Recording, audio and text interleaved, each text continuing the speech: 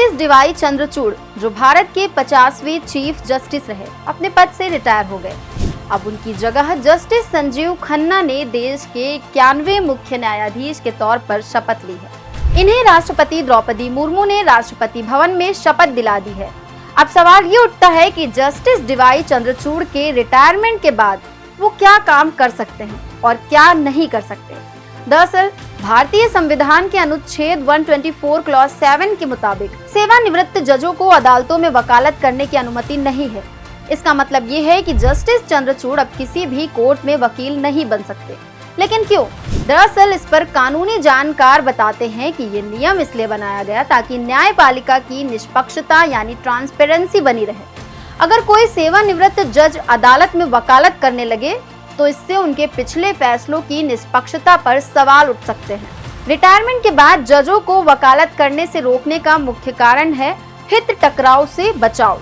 अगर कोई सेवानिवृत्त जज वकालत करने लगे तो उनकी पिछली निर्णयों पर सवाल उठ सकते हैं, जैसे क्या उनकी सोच में किसी निर्णय का प्रभाव पड़ा होगा, क्या उनका पक्षपात हो सकता था।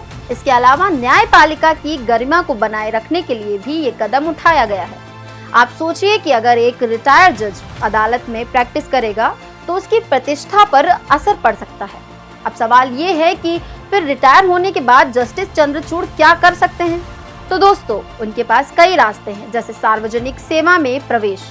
जस्टिस चंद्रचूड़ अब सरकारी समितियों के सदस्य या राज्यपाल बन सकते हैं। मध्यस्थता और विवाद समाधान, वो विवादों में मध्यस्थ का काम कर सकते हैं जहां उनकी कानूनी समझ का उपयोग होगा। और कानूनी शिक्षा, जस्टिस चंद्रचूड़ लॉ स्कूलों में पढ़ा सकते हैं और कानूनी मुद्दों पर लेखन भी कर सकते हैं। आयोग और न्यायाधिकरण का हिस्सा, वो राष्ट्रीय मानवाधिकार आयोग या अन्य आयोगों में सदस्य या अध्यक्ष भी बन सकते हैं। हालांकि सेवानिवृत्त जजों द्वारा सरकारी पदों पर नियुक्ति को लेकर हमेशा से विवाद होता रहा है। जैसे जस्टिस रंजन गोगोई के राज्यसभा में नामांकन पर बवाल हुआ था। कई लोग मानते हैं कि इस तरह के पदों से न्यायपालिका की स्वतंत्रता पर असर पड़ सकता है, लेकिन सरकार का कहना है कि इन जजों का अनुभव और ज्ञान देश के लिए फायदेमंद हो सकता है, खासकर जब ये महत्वपूर्ण आयोग या ट्रिब्यूनल का हिस्सा बनते हैं। एक दिलचस्प मामला भी हुआ था, बॉम्बे लॉयर्स एसोसिएशन बनाम यूनियन ऑफ इंडिया। इस केस में कोर्ट से मांग की गई थी कि रिटायर्ड जजों के लिए 2 साल का कूलिंग ऑफ पीरियड हो, यानी रिटायरमेंट के बाद तुरंत कोई सरकारी पद ना ले। लेकिन सुप्रीम कोर्ट ने इसे खारिज कर दिया और कहा कि ये कानून बनाने का काम है, ना कि कोर्ट का।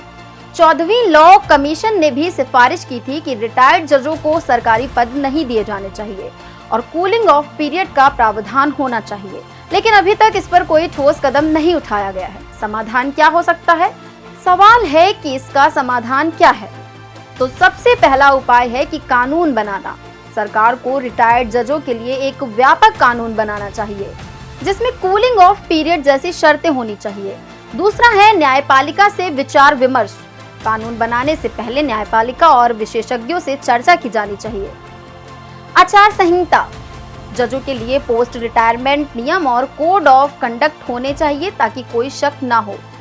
अन्य देशों से सीख, अमेरिका में जज आजीवन पद पर बने रहते हैं, जबकि यूके में जज रिटायर होते हैं, लेकिन वहां कोई रिटायर्ड जज सरकारी पद नहीं लेते।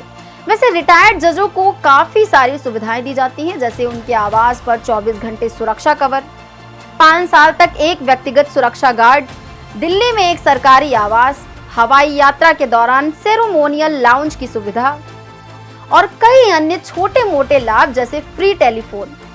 अगर आपको ये वीडियो पसंद आया हो तो ढे टीवी को सब्सक्राइब जरूर करें और इस वीडियो को अपने दोस्तों के साथ शेयर करें। धन्यवाद और अगली बार फिर मिलते हैं एक नई जानकारी के साथ।